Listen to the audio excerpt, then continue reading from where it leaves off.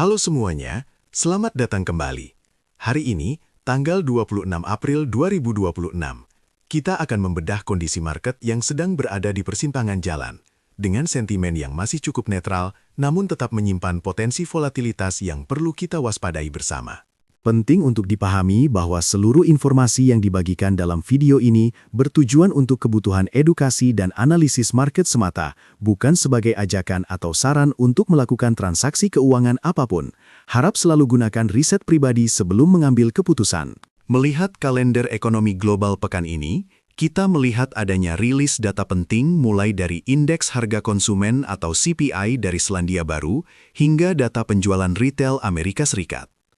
Keputusan Bank Sentral untuk mempertahankan suku bunga di tengah tekanan inflasi yang masih tinggi menjadi fokus utama para pelaku pasar, yang tentunya memberikan dampak berantai pada likuiditas aset kripto kita. Berita besar pertama datang dari Bank Sentral Eropa yang memperpanjang cakrawala kebijakan mereka. Mereka memproyeksikan inflasi akan tetap berada di atas target 2% hingga tahun 2027. Langkah ini mengisyaratkan masa pengetatan moneter yang lebih panjang di Eropa, yang bisa menarik modal menjauh dari aset berisiko. Selanjutnya, di Amerika Serikat dan negara G7 lainnya, konsensus menunjukkan bahwa suku bunga kemungkinan besar akan tetap stabil.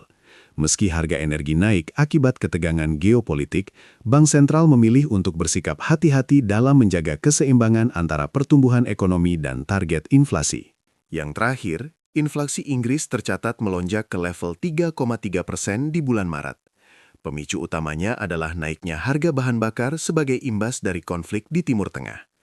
Lonjakan biaya energi ini menjadi pengingat bahwa inflasi belum sepenuhnya terkendali secara global.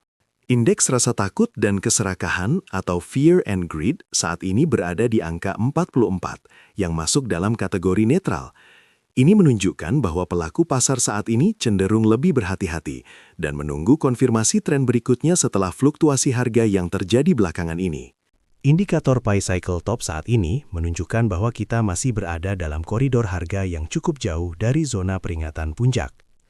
Saat ini, harga masih di bawah area yang sering dikaitkan dengan fase distribusi besar, sehingga kita melihat belum ada indikasi lampu merah yang menyala secara teknikal. Puel multiple kita saat ini berada di level 0,67. Angka ini menggambarkan bahwa profitabilitas penambang berada di level yang wajar dan belum mencapai fase panas atau overheating. Kita masih memiliki ruang untuk pergerakan lebih lanjut jika kita melihat siklus sejarah sebelumnya sebagai referensi. Dari 30 indikator siklus yang kita pantau, mayoritas masih berada dalam fase akumulasi atau moderasi.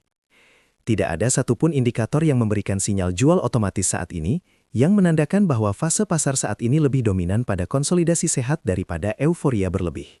Kembali saya ingatkan, seluruh isi materi ini hanya untuk tujuan edukasi dan edukasi market. Keputusan akhir selalu ada di tangan Anda. Sampai jumpa di analisis selanjutnya. Tetap waspada dengan kondisi market yang sensitif ini.